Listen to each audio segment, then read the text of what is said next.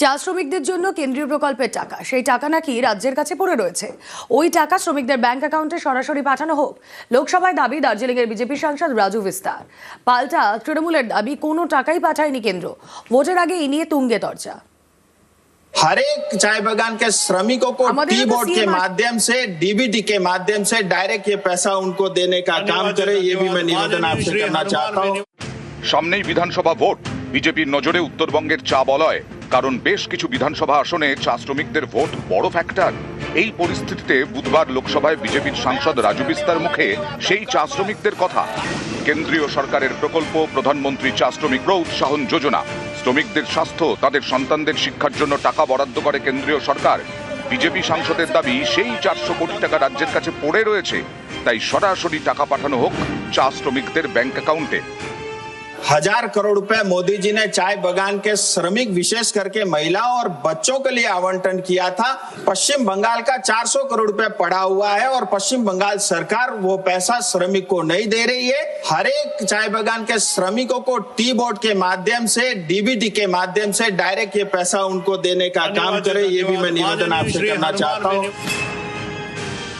যে কোনো ক্ষেত্রে বেনিফিশিয়ারিদের টাকা সরাসরি তাদের ব্যাংক অ্যাকাউন্টে যাওয়া উচিত। তৃণমূল যাদের ডিএনএ থেকে তৈরি, সেই কংগ্রেসের যিনি প্রধানমন্ত্রী ছিলেন তিনি বলেছিলেন 1 টাকা পাঠালে 15 পয়সা গিয়ে পৌঁছচ্ছে, অনেক ক্ষেত্রে তাই পৌঁছচ্ছে না। আর এই একই জিনিস তৃণমূল কংগ্রেস নিয়ে গেছে যে 15 পয়সাও পৌঁছবে না। ওই 15 পয়সা পেতে গেলেও তার 15% কাটমানি দিতে হবে লোকাল তৃণমূলের নেতাকে, তবে তুমি পাবে। সরাসরি যদি বেনিফিশিয়ারির কাছে টাকা যায় তাহলে মাঝখানে কাটমানি খোর তৃণমূলের নেতারা অন্তত কাটমানিটা পাবেন না। বিজেপি সাংসদ রাজু বিস্তার দাবি মানতে নারাজ তৃণমূল। তাদের দাবি চা শ্রমিকদের জন্য কোনো টাকাই দেয়নি কেন্দ্র।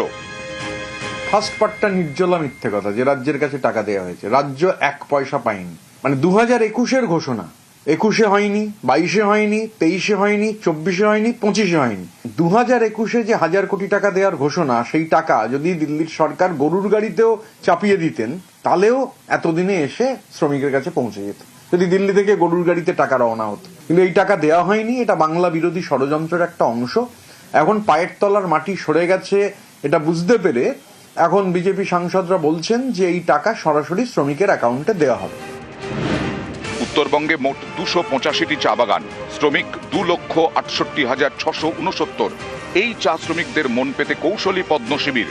শ্রমিকদের অ্যাকাউন্টে সরাসরি টাকা দেওয়ার কথা বলছেন বিজেপি সাংসদ। এ নিয়ে চা বাগানে চিঠিও দিয়েছে টি বোর্ড, কিন্তু চা শ্রমিকদের সংগঠন বলছে অন্য কথা। 1000 करोड़ रुपया तो पश्चिम बंगाल का चाय मजदूरों को अभी तक 1 रुपया भी नहीं मिला है। केंद्र सरकार का कोई भी प्रोजेक्ट या कोई भी स्कीम चाय बागान में अभी तक लागू नहीं हुआ।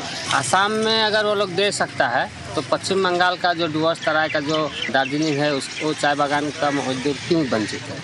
चुनावी लॉलीपॉप है। हम लोग चाहता है मेरा जो अधिकार है केंद्र सरकार दे, उसके बाद में बयानबाजी करे। ক্যামেরায় সুব্রত জানার সঙ্গে আবির ঘোষাল এবং রকি চৌধুরী, নিউজ 18 বাংলা।